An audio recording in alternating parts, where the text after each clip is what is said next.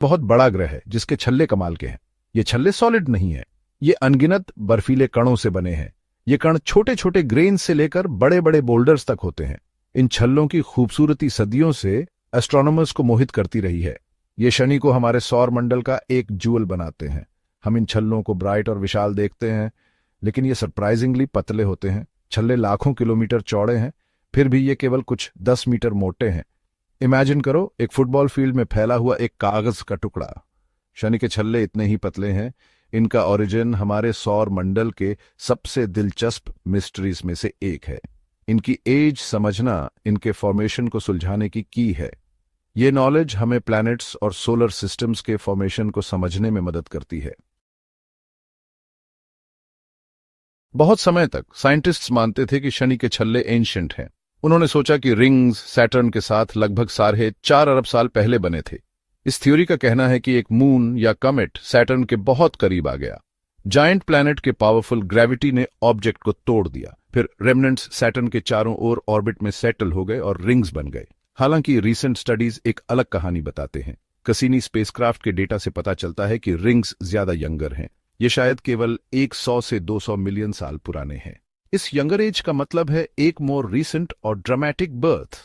इस younger age का evidence rings के प्रिस्टीन अपीयरेंस से मिलता है। रिंग्स ज्यादातर आइस के हैं। अरबों सालों में ये डस्ट और डिब्री से डार्कन हो जाने चाहिए थे। ये अभी भी इतने ब्राइट हैं। इसका मतलब है कि ये इतने लंबे समय से मौजूद नहीं है। कसीनी स्पेसक्राफ्ट ने 13 साल से ज्यादा समय तक सैटर्न की परिक्रमा की। इसने प्लैनेट, उसके रिंग्स और उसके मून्स के बारे में बहुत सारी इंफॉर्मेशन दी। कसीनी के फाइनल एक्ट्स में से एक सैटर्न और उसके रिंग्स के बीच डाइव करना था। इस मैन्यूवर ने रिंग्स के मास के बारे में क्रूशल डेटा दिया। मास जानने से साइंटिस्ट को रिंग्स की एज का एस्टिमेट लगाने में मदद मिली। रिंग्स जितने मैसिव होंगे, उनके उतने ही ओल्डर होने की संभावना है। कसीनी के डेटा से पता चलता है कि रिंग्स पहले की सोच से कम मैसिव हैं। यह फाइंडिंग इस आइडिया को सपोर्ट करता है कि रिंग्स रिलेटिवली यंग हैं। कैसिनी ने रिंग पार्टिकल्स की कॉम्पोजिशन का भी स्टडी किया। इसे ऑर्गेनिक मॉलिक्यूल्स और वाटर आइस के एविडेंस मिले।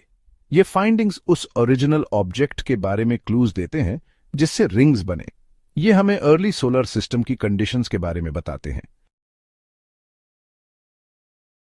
सेक्शन 4.1 रिंग का अंत। सैटर्न के रिंग्स भव्य हैं, लेकिन ये हमेशा के लिए नहीं रहेंगे। साइंटिस्ट्स का मानना है कि रिंग्स स्लोली डिसअपीयर हो रहे हैं। बर्फीले पार्टिकल्स सैटर्न के ग्रेविटी से सैटर्न में खींचे जा रहे हैं।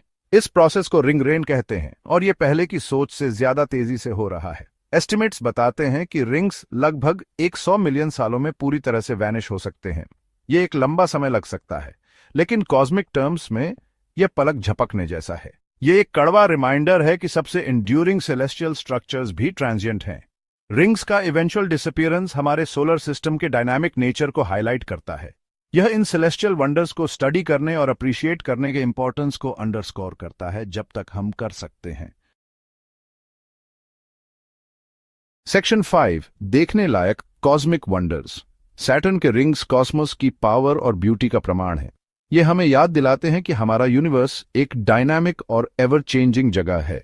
रिंग्स भले ही टेम्पररी हों, लेकिन उनकी लेगेसी उस नॉलेज और इंस्पिरेशन में रहेगी जो वे प्रोवाइड करते हैं। सैटर्न के रिंग्स का स्टडी करके हम उन प्रोसेसेस की डीपर अंडरस्टैंडिंग हासिल करते हैं जो प्लैनेट्स और सोलर सिस्टम्स को शेप करते हैं। हम फोर्सेस के डेलिकेट बैलेंस के बारे में सीखते हैं जो हमारे यूनिवर्स को गवर्न करते हैं। रिंग्स एक कॉस्मिक लेबोरेटरी का काम करते हैं। ये हमें ग्रैंड स्केल पर फिजिक्स इन एक्शन देखने की अनुमति देते हैं। तो अगली बार जब आप सैटर्न और उसके मैग्निफिसेंट रिंग्स को देखें, तो उनकी ब्यूटी और वंडर को अप्रिशिएट करने के लिए एक मोमेंट लें। उन मिस्टरीज और स्टोरीज के बारे में सोचें जो वे बताते हैं, क्योंकि कॉस्मोस की ग्रैंड टेपेस्ट्री में यहां तक कि सबसे फ्लीटिंग फिनोमेना भी यूनिवर्स की हमारी अंडरस्टैंडिंग पर एक इंडेलिबल मार्क छोड़ सकते हैं।